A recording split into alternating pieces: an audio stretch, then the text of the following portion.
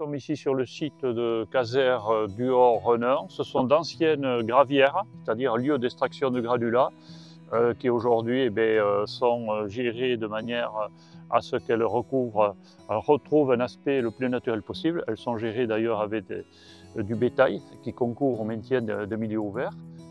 C'est un site que gère la Fédération départementale des chasseurs des Landes, en collaboration bien sûr avec d'autres organismes.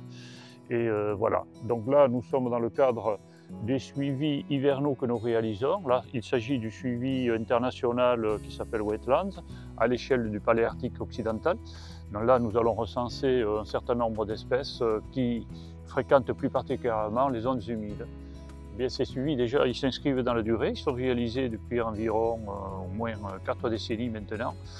Ça permet en période d'hivernage, lorsque les oiseaux, ce sont des espèces essentiellement migratrices, ça permet d'avoir une image un petit peu de l'évolution de l'hivernage à l'échelle de toutes ces zones.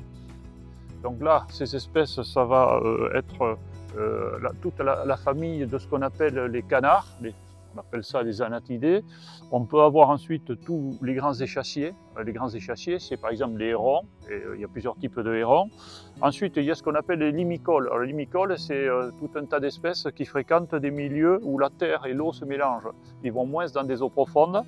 En général, ils ont un bec long, ça leur permet de chercher leur nourriture dans une faible épaisseur d'eau, là où l'eau et la terre se mélangent. Limicoles. Et il y a également des rapaces. Alors les rapaces, ce sont des rapaces qui vont plutôt fréquenter les zones humides. Alors effectivement, pourquoi la Fédération départementale des chasseurs des Landes s'intéresse à ces comptages?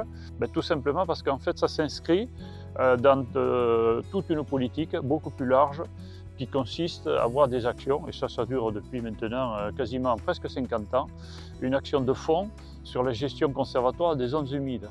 Donc à l'échelon de la Fédération départementale des chasseurs des Landes, nous sommes 8 techniciens qui travaillons à la Fédération, qui participons à ces comptages hivernaux sur environ entre 35 et 40 sites qui sont suivis comme ça, notamment au cœur de l'hiver, ce que nous faisons là à la mi-janvier.